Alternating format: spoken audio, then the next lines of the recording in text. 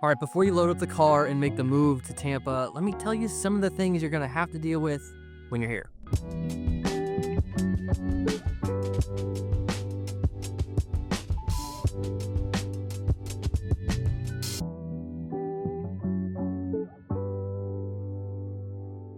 I'm Sam, and this is the Living in Tampa channel, and I've been making these videos for you for the past 4 years to know exactly what it's like to live in the whole Tampa area.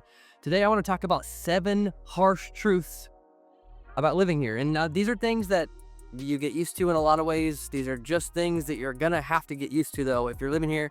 That's where I want to kind of draw the line. Like, these are things you're gonna have to deal with. Also, I am a real estate agent and would love a chance to earn your real estate business, but let's get right into the content. And let's start with the traffic. Now, I've talked to people from all over the place. I helped hundreds of families move here from across the country. Everybody has mixed reviews on the traffic, but if the traffic wasn't a problem, and it is, the traffic is a problem. If it wasn't a problem, they wouldn't be trying to fix it. The Howard Franklin Bridge going from Tampa to St. Pete being rebuilt. The I-275 and US 60 interchange right there in West Shore, like, all being redone. The gateway, the new kind of jump across to get people to 275 faster. US 19 always having major issues. I-4 over there on the east side of Tampa, always trying to get more funding. If it wasn't a problem, they wouldn't be raising money for it. They wouldn't be trying to fix stuff if it wasn't a problem. Traffic really does slow down in a couple pinch points throughout the city, and especially during commute times. And why is traffic a problem? Mostly because population growth has consistently outpaced infrastructure development and growth. When you look at years like 2019, 2020, 2021, 2022, whenever the net growth of Florida was like 300,000 people per year, that's net growth. Last year, it was 80,000 net growth. So we had years where influx was just crazy high and infrastructure has just not quite kept up. And it is worse during commute times. It genuinely is. But there are certain points, certain pinch points, like 275 going through St. Pete, like getting off of Veterans onto 275, whether you're going north or south, like getting from the east side of downtown back onto 275 south. It's like some of that stuff is kind of crazy.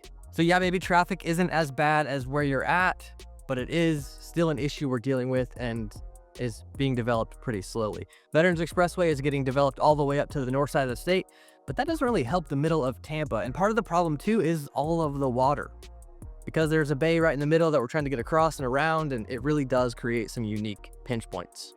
Next, let's talk about housing and insurance. Housing prices have gone up. They're coming down a little bit right now. Right now it's mid-2025. Home prices in the Tampa area are projected to go down 2% this year. I think they're going to go down a little bit more, which creates a lot of unique opportunity. But part of the housing affordability issue is actually interest rates. The prices went up a lot when interest rates were really low because the interest portion of your payment was just minimized so much. Now that it's quite a bit higher, rates are, 6.7% right now, where in end of 2020, they were 2.7%. It's very different. Home prices have not come down that much. I think they will soften quite a bit this year, and we're in a pretty balanced market right now. We have a lot of sellers willing to negotiate, and we have a lot of buyers trying to get good deals. And the houses that you see sitting on the market for a long time are just priced a little too ambitiously. Now, that's kind of a remnant from a really hot market like we're in the pandemic, when sellers had a lot of control and they could kind of ask for whatever they want and they had multiple offers. Now, we still do get multiple offers in some scenarios, but that's when it's kind of really move-in ready and it's priced really well. So for housing, let's hit on the kind of median prices right now. When I moved here in 2020, the median price in the Tampa area was a little under $300,000. Now it's right around $400,000. Some sites put it closer to $450,000, some a little less, and it's right around $400,000 to $450,000 median price for the whole market. And then average rents in our area for a 2-bedroom are $2,500. You can find stuff quite a bit cheaper the further away you go from kind of city centers. For example, I have a 3-bedroom house I'm looking to rent right now for $2,500. It's not unheard of to be able to find that. And another huge factor for housing and affordability is insurance. Yeah, insurance has had some upheaval in Florida the past couple of years, especially with these big storms. Homeowners insurance providers have been leaving the state. A bunch have left over the past couple of years, but a bunch have come back in lately. It's a big problem right now, but it seems like it could be getting a little bit better. And of course, we have a lot of videos about insurance. If you're interested more in that topic, there's a lot you can learn from those. From learning from me from the big claims I've personally been through. Okay, Number 3 is hurricane season. Now, hurricane season is a pretty big stretch of the year. It's like June to November. Now, there's named storms. They announced them kind of early. They already announced them for this year. There's 17 named storms. It doesn't mean a whole lot. It means they're sensing a lot of activity. Those go a couple different ways. They hit on either side of the state. Sometimes they go up toward the, Alabama. There's a lot of different directions a storm can go, and it can also just fizzle out. And during hurricane season, everybody kind of turns into this kind of meteorology expert. We all follow different people on Instagram and watch different newscasters and weathermen, and there's a lot of things that we pick up and start talking about, and everybody kind of goes into this prep mode and then kind of like hunker down and then see what happens. And it's this cycle that we're in for really, 4 or 5 months of the year. And I know hurricane season is longer than that, but they don't really start ramping up right away. All right, that was number 3. Truth number 4 is the oppressive heat and humidity. Right now, I'm about to host an open house at one of my listings. I'm in Wesley Chapel, and I'm wearing jeans and I'm wearing a black shirt, and I've got a backup shirt because I'm pretty sure I'll need it. I'm gonna go knock on some doors and invite people to the open house. It is hot and humid a lot of the year. It's about to rain, and that just kind of contributes to the cycle of humidity. And it's a long season. It's really April to end of November that it's really, really hot. Yesterday, we were at Buckingham Bay up on the north side of Tampa, which is a natural spring swimming area. It has like slides that go into it. The kids love it. But it's super cold water. It's like 72 degrees, which feels so refreshing when it's this hot. But standing in line to get in there, everybody's sweating and we're all kind of suffering together. The heat is often something that people that call us, they're like, oh, I'm used to the heat. I'm excited for the heat. After you're here a while, it's oppressive. But if you want to live somewhere that's tropical and you want this kind of islandy vibe, the heat and humidity is going to come along with it. Another thing, though, that comes along with the heat and humidity is a lot of rain. The grass stays green, the plants stay green, like all of those kind of things don't die off every year and have to kind of be redone. And so I love that part of it. I love that genuinely I have to cut my grass all year long. Now, right now it needs to be cut like every 5 days. During the winter, it needs to be cut like twice a month. So I like the fact that stuff keeps growing, stays warm enough the whole year for that to happen. And I like wearing shorts on Christmas sometimes too. Oh yeah, this is not one of the points today, but along with the heat and humidity is bugs. There's like bugs trying to bite me out here right now.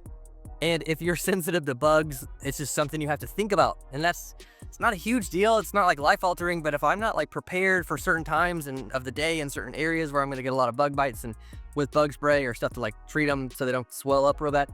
And my skin just reacts to it a lot. A couple of my kids are the same way, especially my little daughter who's 1. She gets like the biggest welts. My wife gets bit, doesn't have much of a problem with it. So it depends kind of where you fall on that, how harsh it is for you. All right, number 5, the wages. The average income in the area is just not keeping pace with what it costs to buy a house. And that's one of the things that made the Tampa area so attractive, 5, 6, 7 years ago, is because of the price to income ratio. And it was just a little bit more favorable to where you could have a pretty standard job and afford to buy a house. And a starter house is a lot cheaper. Now that starter price has just gone up and up and up. Now there are certainly high paying jobs in tech and finance, a lot of financial services, a lot of big insurance companies have big service centers here, but the economy depends so much on tourism and service-based industries, and those jobs just don't pay quite as much. All right, truth number 6 is you need a car for everything. Now this is non-negotiable. I've had people call and say they want to live really close to like public transportation or really close to bike trails. And I'm like, if you live right on the trail, you're going to be able to get a few places, or if you live right by a bus stop, but honestly, those kind of systems just aren't built here to make it easy for you to get to the basic necessities. Grocery stores and things like that are put on really busy roads. So biking to them is just not the same kind of thing as in a lot of areas. Now there are some really cool kind of coastal towns like Dunedin, like Tarpon Springs, where you can get to stuff a lot easier within your kind of contained area without having to go out onto a busy road. But there are not very many places like that. So car dependence in Tampa, 10 out of 10. All right, number 7 is the Florida man. And it's kind of a joke, right? But it has a little bit of merit. It's not all fake. The Florida man is this kind of personification of what comes up in the news. Florida man tackled an alligator. Florida man seen running into St. Pete Beach naked. I don't know, whatever it is, but it's the title of the opening of the news article, Florida man blank blank blank. There's some merit to it. There is. It's kind of a wild place. It's kind of got this southern vibe, and then this kind of like, I would almost call it a southern vibe. It's a little bit more of like a libertarian, like leave me alone kind of vibe that a lot of Florida has. And the further you get outside of the cities, the more you see it. So St. Petersburg, right in the middle of it, right in the middle of Tampa, are these kind of bubbles. And you see this in a lot of cities, especially in the South or in the Midwest, where the city is pretty liberal, is pretty open-minded. And then as you go further out, it becomes more and more rural. And that's how Tampa is for sure. And as these rings go out further, you have like city, you have suburbs where a lot of people live and then drive into the city to work. And then you have very rural as the further out you go. And one of my wife's uncles has told me too, it's like there's this line across the state of Florida, right just north of Tampa. Some people say it's just north of Orlando. But when you go to the north of that, you're in the deepest part of the South. There are just parts around here that feel a little bit like that. I grew up in small town Oklahoma, so it still doesn't feel as rural to me. Okay, I'm not saying Tampa's a bad place to live. I love living here. I love living here where people come and vacation, where people actually want to come visit us half of the year in the winter when it's warm here and it's cold everywhere else. But I love it. I love being outside all the time with my kids, even if we're sweaty. I love it for a lot of reasons, but mostly because it gets us outside so much. Now, having a pool at your house during this time of year is a major benefit, and that's why a lot of the houses have pools. And our clients that are moving here are typically wanting that pool already at their house, and so we're used to finding that. And if you're interested in moving to the area, I would love a chance to be your real estate agent of choice. Give us a call, text, or email anytime. Our next step will be to hop on a Zoom call, just process your situation, your move, and see how we can best help. And I hope I didn't scare you away too much. If you have more questions though, we do have a live public webinar every other Wednesday. We're having one this Wednesday, so this video won't actually be out yet, but every other Wednesday, you can sign up for the webinar in the link in the description. That's a great place to hop in if you just have a couple questions or you want to kind of hear what's going on in the market. I love doing those and love being able to engage with you. We do those on Zoom. We don't publish them anywhere, so we get to ask questions and give real good feedback in there. And it's super, super fun. So I hope to see you on one of the webinars or to hear directly from you, especially if you made it this far in the video. Give us a call. Thanks for coming by.